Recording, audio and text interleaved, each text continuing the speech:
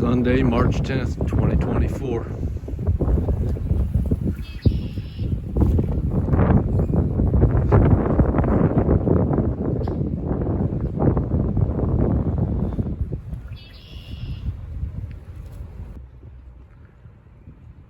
It's cold and windy, 37 degrees after quite a bit of rain.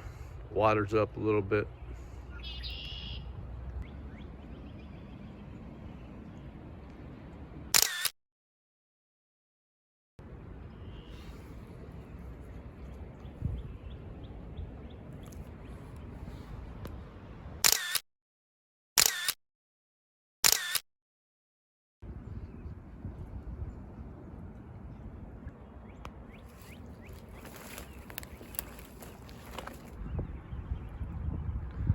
Right on top of that post there, I think that's a red-winged blackbird, I think it is.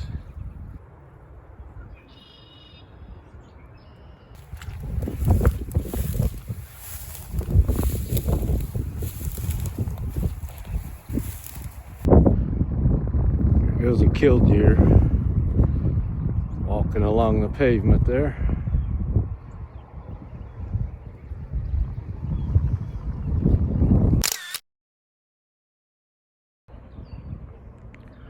A lot of these red-winged blackbirds out here today.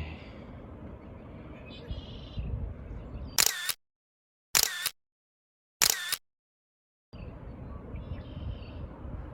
one there, and there's one over here.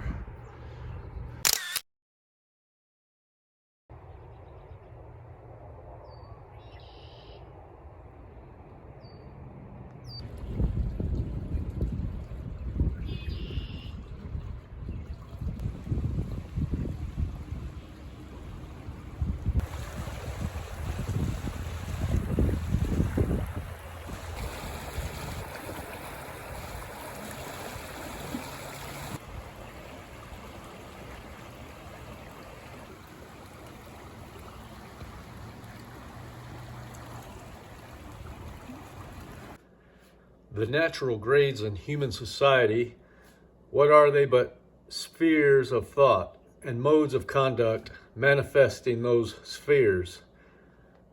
The proletariat may rail against these divisions, but he will not alter or affect them. There is no artificial remedy for equalizing states of thought having no natural affinity and separated by the fundamental principles of life.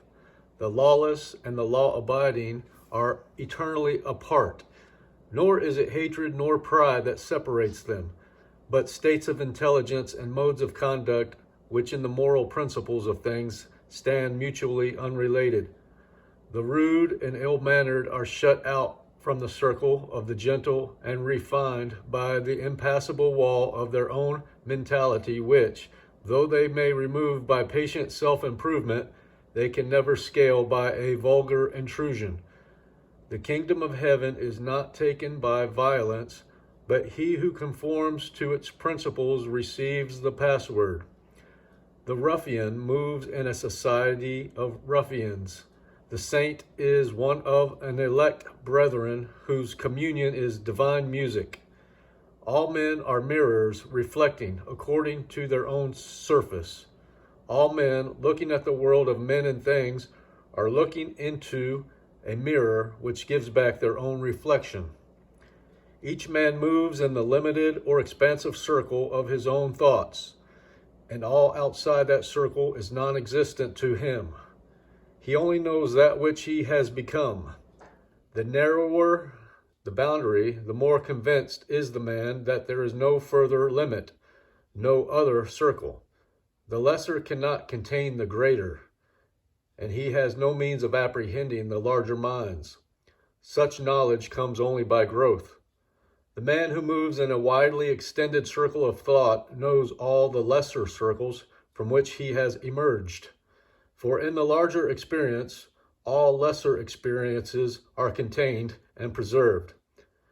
And when his circle impinges upon the sphere of perfect manhood, when he is fitting himself for company and communion with them of blameless conduct and profound understanding, then his wisdom will have become sufficient to convince him that there are wider circles still beyond, of which he is as yet but dimly conscious, or is entirely ignorant.